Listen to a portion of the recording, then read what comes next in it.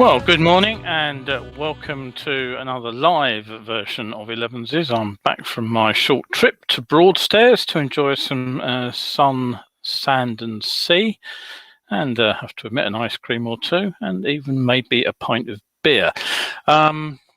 So we've got a fairly packed show for you this morning. We'll be looking at filtering or lane splitting, I should say, to be more accurate, in France. And also the announcement for a date for the roadworthiness test, which was announced and then cancelled again. The DFT have announced the winners of a design competition for electric charging points. A Maltese rider has been injured by a drain cover. The Excelsior Henderson name has passed to Bajaj, the Indian manufacturer. We'll have a quick look at a flying motorcycle, which can be ridden without a pilot's license. And Maverick Vinales has been withdrawn by Yamaha from the MotoGP event after unexplained irregular operation of his race bike. And finally, our discussion point today will undoubtedly get you thinking. We'll be looking at the pannier design, luggage design on motorcycles, and asking why, if motorcycles are 100 years old, do we have to put up with 100-year-old design for luggage? So have a think about that, and if you've got any comments on that, of course, I will be more than happy to hear them. Any questions, I'll try and answer them as we go along, or if not, at the end of the show, or via Facebook comments. Anything else to say? Yes, if you have anything that you'd like me to cover in a future show, do drop me a line and I will try to do that. Okay, so Clive has looked in this morning. Good morning, Clive. Good to see you. Right, okay, so let's crack on then. Just a quick reminder before we go any further. I delivered my latest Science of Being Seen presentation on Monday evening to Hull Advanced Motorists. Now, the great thing about this particular talk is that Hull Advanced Motorists are a car group. And although there were some motorcyclists along to listen to the talk, they were mainly drivers. And they were anxious to understand the problems of seeing motorcycles on the road. Now, as I've repeatedly stated, and I know I have difficulty sometimes persuading other motorcyclists that this is actually true, drivers do look for motorcycles. They have to, or if you think about it, with 40 million cars on the road and 1.2 million motorcycles, we wouldn't only have 100 fatal collisions at junctions every year. There would be an awful lot more. So drivers do look for motorcycles, and clearly this particular group are just as concerned about the reasons for the "sorry mate, I didn't see you" Smidsy collision as are most motorcyclists. So yes, I delivered the talk. I sort of bent the thrust of the talk to suit the audience, which made it a little bit longer than normal. But the feedback from the organizer at the end of the program was, I had very high hopes for this talk and you exceeded them by a long way, which is nice to hear. One interesting comment actually along the after the show was from a blue light responder, and he mentioned that he had noticed something, that when the emergency vehicles are traveling in pairs or in convoy, what tends to happen is the drivers see and respond to the first of the vehicles and then pull straight out in front of the next one along, which they clearly haven't seen. And he said that they have a bullhorn fitted to the vehicle precisely for events like that, which they sound because it makes a completely different noise from the sirens that they also use, obviously. And so when the drivers hear this, they actually do stop and look twice. Okay, just to remind you, if you want to know more about the Science of Being Seen, it's just had a very comprehensive write-up on the Devit web pages, and I'm just going to put the link up for you to have a look at that. If you haven't already seen it, do go over and have a read. David Williams put a lot of effort into writing the article, and I think he's done a very good job of actually covering everything. So if you run a club, or you are a member of a club or a group, and you can badger your organizer to get a Science of Being Seen talk organized, do that, please. So just a quick reminder, I will be delivering Science of Being Seen online. At the moment, I'll be doing it every couple of months. That's the plan. So the next live presentation of Science Being Seen will be on the first Wednesday of October, which is the 6th, and it'll be at 8 o'clock in the evening. So do pop over there if you're interested. You can get a ticket for £5. That all goes back to help the funding of the website and the domain and everything. And I have actually just registered a domain for Science of Being Seen. I'll give you more information on that in another show.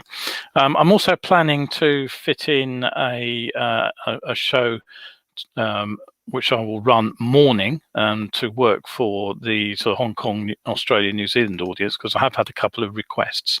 So if anyone else is interested in that, do let me know. So, right, what else have we got to say? And finally, there will be another live online presentation on Wednesday, the 1st of September. And this one will be entitled Cornering with Confidence. And this particular talk will explore some of the techniques that I deliver as part of my practical on-road training in cornering technique. And in particular, one of the things we'll be looking at is how I use reference points to map out a corner and how we can recognize those easily on the road once we know where they are and what we're looking for. And then how we can use that to time our machine inputs, that is our slowing down, our steering and our accelerating through a corner in order to get a reliable line through a bend. And the aim is basically that these reference points give you a kind of roadmap for a corner, a mental roadmap, which means you can accurately plot your way through a bend, whether you've seen it hundreds of times before or whether it's the first time you've ever negotiated it. So again, tickets for those are £5. I've just put the link up for you, and that Cornering with Confidence event is at 8 p.m. on Wednesday, the 1st of September. So just over 2 weeks away. So hopefully I'll see a few of you there. Right, Nick has just looked in and said hello. So good morning to you, Nick. Right, on with the news events then. So if you are a regular here, you may well remember that in previous webcasts, I talked about a 5-year experiment which had allowed motorcyclists in France to legally lane split on dual carriageways in certain departments of France. Now, that came to an end on the 31st of January this year, but it's due to be extended. Now, lane splitting and filtering, which is the sort of activity of moving between oncoming vehicles on a single carriageway road, has always been actually illegal in France, but the police have generally turned a blind eye to it, unless the ride doing it is doing something completely daft.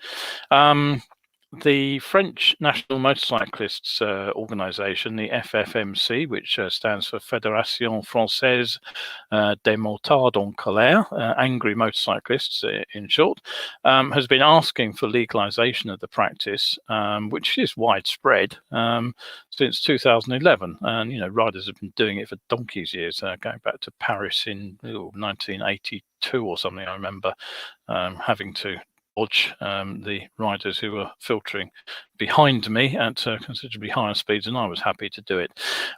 So it is widespread in France. But with the end of the trial and with no plans forthcoming to actually legalise the practice of lane splitting, the FFMC actually organised a France-wide demonstration back in February, and 20,000 bikers jammed the streets in major towns, basically to show car drivers what happens when to motorcyclists if they can't filter. The demo had instant results. By the following Thursday, the FFMC had met with officials to discuss the issue. So a new trial was proposed, and what will happen now is that 21 departments will allow lane splitting by powered 2- and 3-wheelers on highways and expressways, and the trial began actually on Monday the 2nd of August. Now, for the last 3 years, it covers a wider geographical area than the first trial, and in the departments where lane splitting will be allowed, appropriate signage will be erected. Now, it will be subject to some fairly strict rules. The main one is you'll only be allowed to filter on, as I say, highways and 2 carriageway roads where they have a central reservation splitting the carriageways, and they must have at least 2 lanes each. And there is a speed limit as well. The maximum, this will only apply on roads where the speed limit is greater than or equal to 70 kph. So it wouldn't apply in urban areas. So it rules out most of the places that riders actually in the UK would be filtering, on single carriageways particularly, but also obviously on slow roads on urban fringe, as it were. There are also speed limit rules involved in actually how fast you can filter. It says no more than 50 kph and a maximum speed differential of 30 kph. So in other words, if the traffic is stationary, you should travel no more than 30 kph past that stationary vehicle, which is roughly 20 miles per hour. Forcing a passage will not be tolerated either. According to a report on the FEMA webpage, before travelling in interlanes, the driver warns other users of his intention. Now, I'm not quite sure how a rider is supposed to warn a driver ahead of them that they are about to filter through. Some riders do use hazard lights when filtering, though with my car driving hat on, I would say that's a pretty useless practice, particularly if you've already got your headlight on. It's difficult enough to see a motorcycle coming up behind on anything other than the dead straight road, particularly if traffic is sort of straddling different positions in the lane. So I'm not pretty sure you're not supposed to be using the horn to warn drivers that you want to filter. So maybe there's some kind of parting of the waves arm signal that I'm not aware of. Anyway, the Department of Road Safety says that an information campaign will be implemented. Given that the trial's already started, that could possibly be seen as being a little bit late. Now, another piece of news from France doesn't directly affect English riders unless you happen to have a bike garaged out there. But earlier this week, it was announced that all French-powered 2- and 3-wheelers would be subject to a mandatory roadworthiness check, the control technique, and that would come in 2023. Now, this new law was announced on Wednesday, the 11th of August. Now, ready for this? Just 1 day later, this rule was suspended until further notice, thanks to a personal intervention from President Emmanuel Macron. So the French Transport Ministry announced on Thursday the 12th that the Transport Minister will be meeting with motorcycle organisations after the school summer break is over for an in-depth discussion of the issues surrounding the new test. So what's the background to this story? Well, back in 2014, the EU decreed that all member states must introduce a vehicle check for motorcycles by January 2022. Now, not all states do have these tests. I believe Sweden is one that doesn't have them. But COVID put France's plans to introduce these tests on hold. Now, they were due to come in May this year, but then that was put back to January the 1st, 2023 on Wednesday last week. And that would basically mean that all motorized vehicles of 50cc and up that are 2-wheel or 3-wheeler, quad, or the véhicule sans permis, those little sort of mini car things that you see trundling around at 50 kph, all those would have to have these tests. Now, the test would be after 4 years, and then every subsequent 2 years. And the other thing that you will need is a recent test, although how recent it needs to be if a vehicle's sold. So it does appear from that if you have a sort of an old banger sitting in the shed, the shed find, as it were, you couldn't actually sell that on unless it had a valid permit, which seems bonkers to me, but hey ho. The rollout was supposed to be in stages because obviously there are a huge number of bikes which are more than 4 years old. So the first tests would take place in 2023 for vehicles registered before January the 1st, 2016. And they would have basically a year to get that done. 2024 vehicles registered between 2016 and 2020 would need to be tested, and then finally in 2025 the tests would catch up, and it would be for those registered in 2021. Anyway, not surprisingly, the announcement prompted protests from French riders of the aforementioned FFMC, and they announced that they would be demonstrating against these changes, and it seems that within a day they had found their ally in President Macron.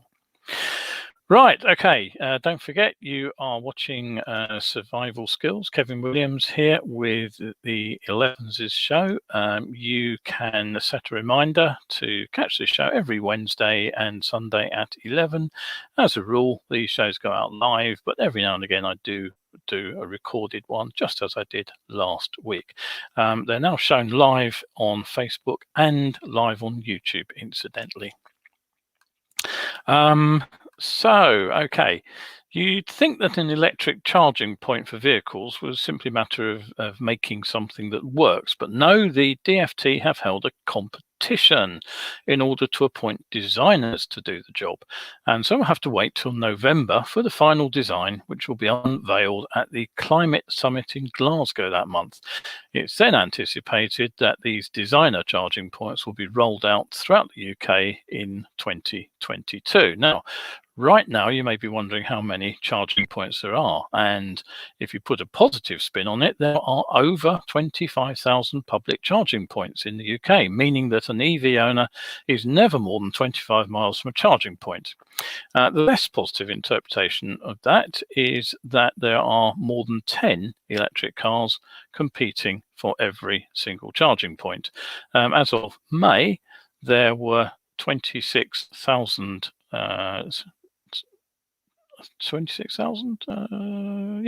pure electric cars on the road. No, 260,000. Plus there are 500,000 plug-in hybrids. Sorry, I just left all the zeros off the number for some reason when I wrote that, so I've just confused myself. I think it was 260,000 electric cars and 500,000 plug-in hybrids. So quite clearly there's a big backlog of car drivers probably queuing up right this moment to get to an electric plug-in point, which does make you wonder why they can't just get the charging points in and running now. Why bother to hold a competition? Well, the explanation is that the government want an icon that is as recognizable, they say, as the phone box, London bus, or the black cap. I just hope that they don't produce something as iconic as that hideous construction. That's a phone box. It's basically doubles as an advertising hoarding. The Royal College of Art and the consultancy firm called PA will be coming up with a design. So cross fingers, they do a better job than that particular monstrosity. Elsewhere in the news, a Maltese rider has been seriously injured after a stormwater catchment, sort of the cover over the top of it, flipped up in front of him as he was riding. The resulting collision left him seriously injured. Apparently what happened was there's the sort of mesh grid that you can see there, was dislodged by the car ahead of him, and he hit it and crashed his Kimco motorcycle. So Andrea Camilleri, he was commuting home and suffered 2 cracked ribs, a fractured nose, and a fractured clavicle from the incident. He's since said he's giving up motorcycling in Malta. It's too dangerous. The roads agency Infrastructure Malta said that the new stormwater catchment in place had been designed for higher traffic loads. Well, clearly it didn't work very well, and what they have done is they have covered the culverts which are under the road surface there temporarily with steel plates. The spokesperson said that the contractor had actually contacted the culvert systems manufacturer to send over a representative to check that everything was being installed correctly. But COVID-19 travel restrictions have meant that the inspection couldn't take place till early next month. So now the grids covering these culverts are actually being replaced by the contractor at their own cost and their own initiative to use an alternative system, which hopefully won't leap out in front of unsuspecting motorcyclists. Okay, don't forget, if you enjoy the show, you can head over to my Ko-fi page and you can support me over there, keep me writing new better biking articles, and keep coming up with these shows for you. What else have we got in the news? Well, you probably noticed that a number of famous names have shifted to foreign parts. Chinese companies have been buying up various trademarks, and so have Indian companies. And the latest to go under the hammer is the Excelsior Henderson name, and that's been bought by Bajaj Auto. They've actually extended their rights because they already had the trademark to use on vehicles, but what they've done now is they've actually purchased the trademark for motorcycle parts and clothing, and they've actually registered that with the European Union's Intellectual Property Office. Excelsior are an interesting company, actually. They were formed in Chicago as the Excelsior Supply Company in 1876. They manufactured bicycles and cycle parts, but in 1912 they branched out and they built a motorcycle, which was the first motorcycle to be officially timed at 100 miles per hour. In that same year, Excelsior were bought by Schwinn, another Chicago-based manufacturer, and in 1917 Schwinn acquired Henderson motorcycles and so merged the brand name, creating Excelsior Henderson. And the company reverted to building cycles but shut down completely during Great Depression back in 1931.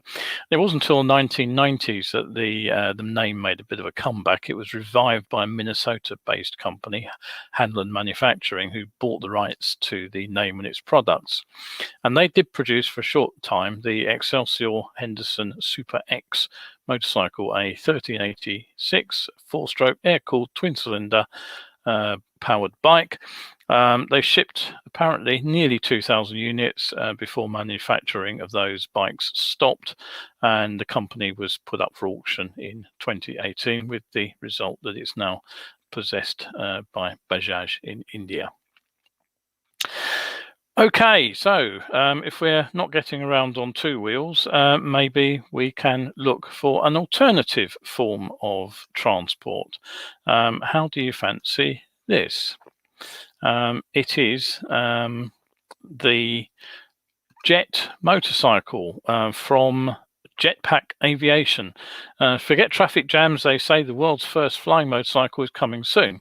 At least that's the headline. It seems that they're to be yet another flying motorcycle, so I don't think it's the first by a long way. The manufacturer Jetpack apparently make what they call vertical people propellers, whatever that means. I have absolutely no idea and didn't bother to look it up, but they basically report the first successful test flight of their jet-driven flying motorcycle prototype. Now the bike or machine or whatever you like to call it can take off and land vertically from most surfaces. It needs about the space of a car. Although I'm not sure I'd want my car sandblasted by the jet bike landing next to it. And it can also be programmed to fly autonomously, although quite frankly, the idea of autonomous things that size flying around at speed does worry me somewhat. The product there you can see has single turbines, one on each corner, but the final product will actually have two to provide safety through redundancy.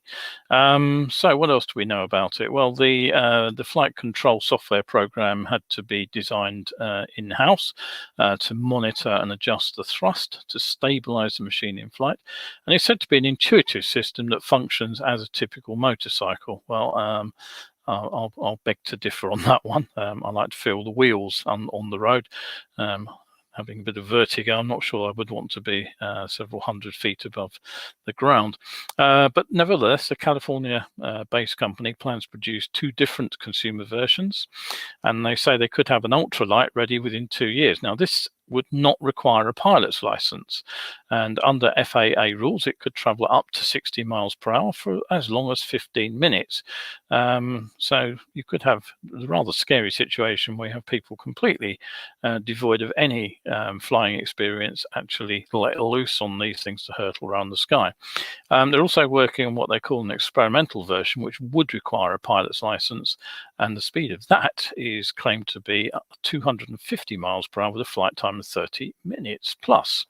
And they also suggest that this could be used for military and public safety organizations, that it could be fitted with detachable wings to give it increased range, storage compartments to hold fire retardants, medical personnel or equipment, or even to carry injured passengers.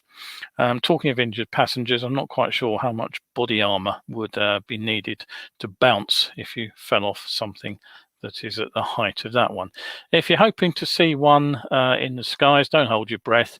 Although they've begun taking pre-orders with promised 2023 delivery, the consumer version will set you back €1/3 million. Okay, switching to MotoGP, Yamaha have suspended their rider Maverick Vinales from this weekend's Austrian MotoGP. The rider's been withdrawn after, quote, unexplained irregular operation of the motorcycle during last weekend's Styria MotoGP race. Now, the Yamaha decision was apparently taken after they examined what they called in-depth analysis of telemetry and data after the race. And they continued with their explanation. The rider's actions could have potentially caused significant damage to the engine, which could have caused serious risks to himself and potentially other riders. After finishing last in the race, Vinales said he struggled with bike problems. He was also given a long lap penalty for running off the track. As the Spanish rider has already severed his 2-year contract a year early, probably heading to Aprilia, his return on the Yamaha is looking doubtful. Trackside rumours, of course, are rife, and one suggestion is that he was deliberately over-revving the bike down the main straight by holding it in 5th gear rather than shifting to 6th on the closing laps. He's not going to be replaced this weekend, and in the past his career has not been entirely without incident. In 2012 he flew home in the middle of the Malaysian GP while he was still in with a chance of the championship, leaving his team stuck minus rider. He apologised and did return for the next round. He eventually finished 3rd overall, and having switched teams next year, he did win the Moto3 title in 2013. Right, on to today's discussion point. If I can get the photo up, let me have a quick look at that. Let's just zoom that in a bit, actually, bring it up a little bit closer. There you can see a World War I motorcycle, and if you look closely, I'm just trying to zoom in on it, actually. There we go. If you look closely, you can see a little tiny pannier on the back of the bike. Now, compare that with a modern Triumph. Notice anything similar? Yes, you have an almost identical piece of luggage on the back of a motorcycle. And the question I'm really posing today is, why is it that motorcycle luggage is no better than what was being used 100 years ago? We're still using the same basic design of panniers slung either side of the rear wheel. And interestingly, many riders are still using the sort of backpack that you see in, whoops, I've gone the wrong way, in the, oh, I've lost that photo. I wonder what I've done with it. All right, never mind. So I had a picture of a World War I courier with a backpack, which is full of pigeons. We probably don't use them to carry pigeons anymore, but hey ho, we're still using backpacks. So yes, have a look at this bike. It's a World War II BSA, and have a look at the carrier on the back of the bike. Again, just sort of if I can just zoom in a little. And just bring that up. Have a look at the rack that pannier is actually attached to there. Soft, canvas bag. Maybe we don't use canvas so much anymore, but look at that rack and then compare and contrast with this. Not much difference really, is there? Slightly more elegantly designed in terms of fixtures and fittings, but essentially it's still the same wartime pannier framework. That's a Givy rack, incidentally. Pretty it ain't really when it's actually attached to the bike. One of the other things that I will say is that one of the motorcycle's greatest attributes is width, or to be more accurate, the lack of it. But as soon as you put a conventional 80-year-old pannier rack on it, and then you fit panniers to it, look what happens to your motorcycle. Where is your narrowness gone? It's taken away much of the benefit of the motorcycle by making the bike almost as wide as a small car. Many years ago, a mate of mine actually managed to bring the M25 to a complete standstill after he fitted a pair of new panniers to his BMW and then tried to filter between two slow-moving cars in traffic on the motorway a day or so later. He managed to get the cylinder heads between the cars, but he'd forgotten about the panniers. And he actually managed to hit two cars simultaneously. So he stayed upright in the gap and went between them. His panniers didn't make it. And unfortunately, of course, one of the cars behind actually just saw a cloud of debris flying through the air, swerved to avoid it, and caused a crash behind that vehicle. So if that is a serious drawback for panniers generally, they have another big issue. Motorcycles are about as aerodynamic as a brick. Well, actually, that's doing a brick a disservice because bricks are actually more aerodynamic than motorcycles. Astonishingly, though, it is possible to make a motorcycle even more unaerodynamic, and that's done by doing what you see there, hanging huge square boxes on the back of the bikes that are stuck out in the airflow. Now, my own XJ6 is a lovely, stable bike, normally ridden solo or two up. But the moment I stick a top box on the back and then ride it solo up a motorway, it goes into a gentle weave. And the only way I can get rid of that gentle weave is to drop the speed to less than 60 miles per hour. And here's another thought. If you're creating enough turbulence to develop a weave in the bike, you're also burning more fuel than you need to. Now, okay, there is a certain logic to hanging the luggage off the rear of the bike, given the need for the front end of the bike to actually turn sideways to steer, and you actually need the middle of the bike to put a rider and possibly a passenger on it. But really, what we're looking at here is a complete lack of novel thinking in the ways of improving how luggage can be fitted. Most hard luggage, if you're honest about it, is about as elegant as two washing up bowls with a hinge in the middle, or the aluminium equivalent like we see there. And soft panniers, what about those? Ever tried those? Well, I would not advise using the throw-over style. How many times have you heard about someone who got them caught in the rear wheel? It's surprisingly common, and it does lead to some crashes too. I managed to get a set of panniers caught in the rear wheel years ago. I'd improvised a sort of a strap system to stop them swinging into the rear wheel, but somehow the strap snapped, and one pannier disappeared into the gap between frame and rear wheel, and I high-sided off the bike at about 30 miles an hour down the Harrow Road. The XJ, for example, has no way of stopping the panniers swinging into the rear wheel, so I can't use throwovers on the pannier. The other hazard is that they are known to catch fire on hot exhaust pipes. I learnt that one the hard way when dispatching, when they melted a big hole in the bottom of each side. But at least I didn't have an explosion on the back of the bike, because that happened to another mate of mine. He had a can of chain lube in the pannier. The pannier caught fire, and he was nearly blown off the bike when the can exploded. But you know, there are ways and means of making panniers slimmer.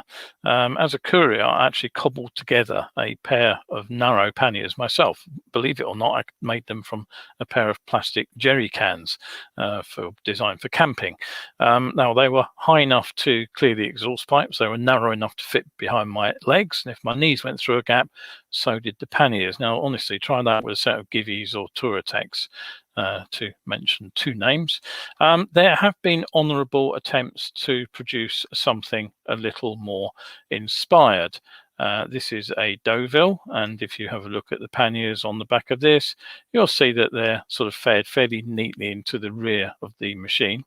They also came with a sort of an extending section in there, so you could make them wider if you wanted to, but essentially the built-in ones, which were good enough for day-to-day use, were pretty slim. Not surprisingly, quite a few couriers like those bikes, and they were popular with instructors as well, who also need places to sort of stow bits of stuff.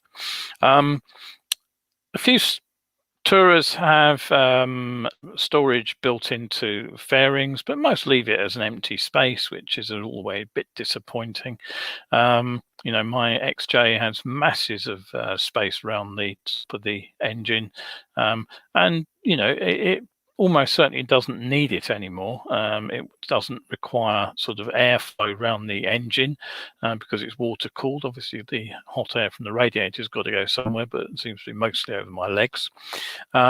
So surely some of that space could be used to carry a bit of weight, and it would help even out the weight distribution too. Certainly, you know, sort of phone charging pockets and things would be very useful. What about storage under the seat? Well, I've just about got room for a small first aid kit, plus the toolkit under there, and nothing much else. Oh yes, there is actually a high-vis yellow vest, just in case I break down to stick on. The Hornet has a bit more space. There's also room for a puncture repair kit under that one. But looking at some of the modern bikes, there's actually no room at all under the seat. You know, can't even get tools under some of them. So have a look at this. This is the box that's actually on the back of my XJ6. As you can see, it straps on to the back seat where the passenger would normally sit. It's lockable. It's hard. It's a reasonably aerodynamic shape. It kind of apes the shape of a mid-90s GSXR, actually. Unfortunately, it didn't sell. Even when Givi bought out the original Norwegian designer, they just did not sell. I've only ever seen one other out on the road. And unfortunately, it does appear that riders actually want their pannier frames made out of angle iron, and they do want huge angular boxes stuck on the back of their bike. Go figure. I have to say that I genuinely don't understand that. Anyway, finally, one final reminder, throughout August and into September, I am still running evening riding assessments. We'll be out on the road for about an hour, so we can make use of the longer daylight. We've still got daylight till about 8:30 at the moment. That's it for another show. Don't forget the Science of Being Seen presentation and the Corner with Confidence presentations. They're going out, as I said, first Wednesday of every month. So put a date for that in your diary too. That's it for today. Stay safe out there. I'll be back with another Elevenses on Wednesday, and I hope to see you then.